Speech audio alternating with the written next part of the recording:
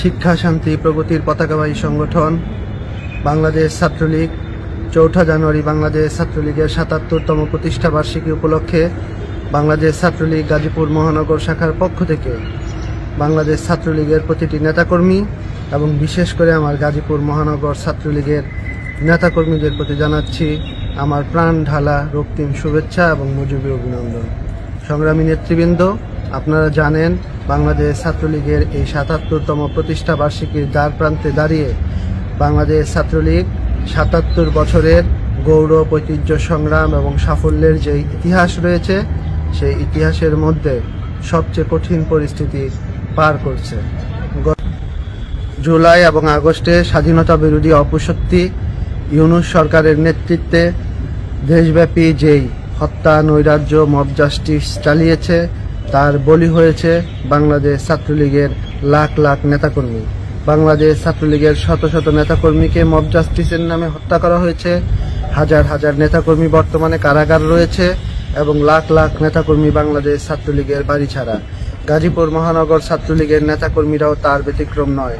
আমাদের বর্তমানে নেতাকর্মীরা অত্যন্ত কঠিন সময় পার করছে।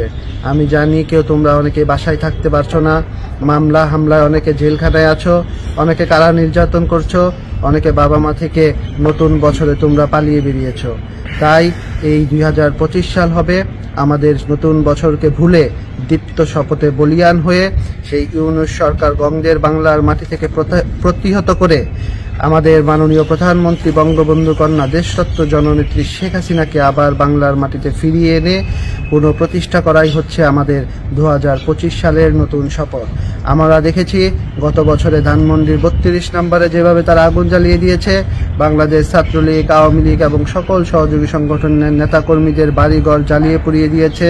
শুধু তাদের বাড়িঘর জ্বালিয়ে পুড়িয়ে যায় নাই, তাদের পরিবার, তাদের মা, বোন, আত্মীয় স্বজনকে পর্যন্ত নির্যাতন করা হয়েছে।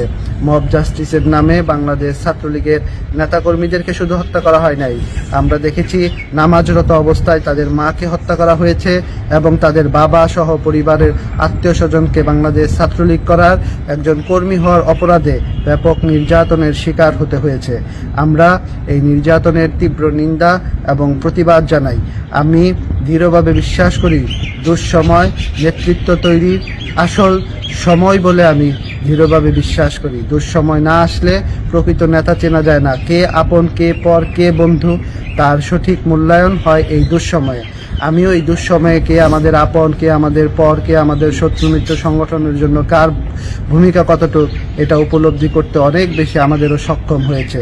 তাই এই দুঃসময়কে কাজে লাগিয়ে আগামী সময় প্রতিষ্ঠার লক্ষ্যে আমাদের এখন সময় হচ্ছে ঐক্যবদ্ধভাবে সবাইকে কাজ করা। দল মত নির্বিশেষে আমরা সবাই ঐক্যবদ্ধভাবে মাননীয় প্রধানমন্ত্রীকে পুনরায় প্রতিষ্ঠিত করার জন্য কাজ করব। এক্ষেত্রে যদি আমার কোনো ভুল ত্রুটি হয়ে থাকে আমি আমার প্রাণপ্রিয় নেতাকর্মীদের কাছে আমি ক্ষমা প্রার্থনা করছি যে আমাকে ক্ষমা করে দিবেন এবং আমি সকলকে নিয়ে ঐক্যবদ্ধভাবে আমার লড়াই সংগ্রাম যেটা আমরা করে যাচ্ছি সেটা চালিয়ে যাব এবং প্রয়োজনে আজকের দিনে আপনাদের কাছে অঙ্গীকার করছি যে যদি আমার নিজের জীবন পর্যন্ত বিলিয়ে দিতে হয় আমি এই দেশের জন্য, এই সংগঠনের জন্য আমি আমার নিজের জীবন পর্যন্ত বিলিয়ে দিতে প্রস্তুত আছি। বিরোধী আন্দোলনে বাংলাদেশ ছাত্রলীগ সাধারণ শিক্ষার্থীদের পাশে থেকে রাজপথে লড়াই সংগ্রাম আন্দোলন করেছে।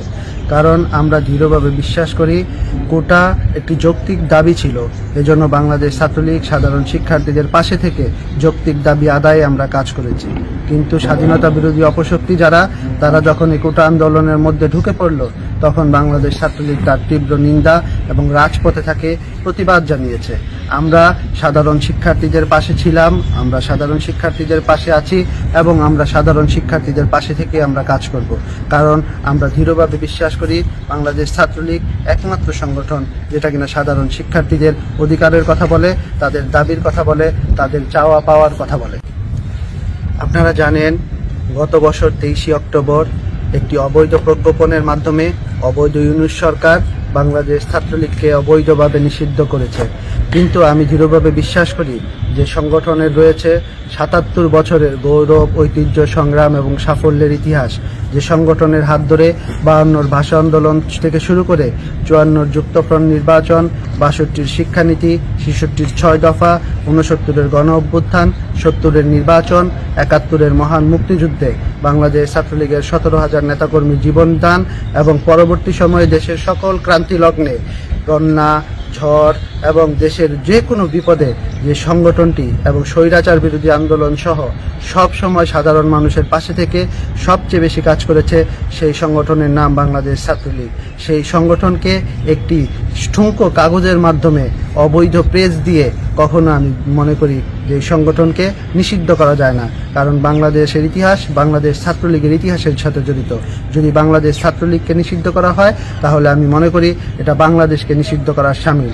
আমি আমার নেতাকর্মীদের উদ্দেশ্যে বলবো, আমরা আগের চেয়ে আরো বেশি শক্তিশালী হয়ে, আগের চেয়ে আরো বেশি বলিবান হয়ে, মনের সাহস রেখে, জোর রেখে আমাদের বাংলাদেশ ছাত্রলীগের যে কর্মসূচি আসবে সেই কর্মসূচিগুলো গাজীপুর মহানগর ছাত্রলীগের প্রতিটি নেতাকর্মী অতীতের মতো ভবিষ্যতেও রাজপথে থেকে তাদের সেই কর্মসূচিগুলো বাস্তবায়ন করবে এবং আমরা মাননীয় প্রধানমন্ত্রী বঙ্গবন্ধু কন্যা দেশরত্ন জননেত্রী শেখ হাসিনাকে এদেশে ফিরিয়ে এনে আমরা আবার তাকে প্রধানমন্ত্রী নির্বাচিত করে এবং আমাদের এই বাংলার মাটিতে যে ৩০ লক্ষ শহীদের রক্ত রয়েছে, ২ লক্ষ মা বোনের ইজ্জত সম্ভ্রম রয়েছে, সেই চেতনা আমরা পুনঃপ্রতিষ্ঠা করব। আজকে ৭৭তম প্রতিষ্ঠাবার্ষিকে এই হোক আমাদের দীপ্ত শপথ। সবাইকে আবারও বাংলাদেশ ছাত্রলীগের ৭৭তম প্রতিষ্ঠাবার্ষিকীর শুভেচ্ছা এবং অভিনন্দন জানিয়ে আমি আমার বক্তব্য এখানেই শেষ করছি। সবাইকে ধন্যবাদ। জয় বাংলা, জয় বঙ্গবন্ধু, জয় হোক সকলের।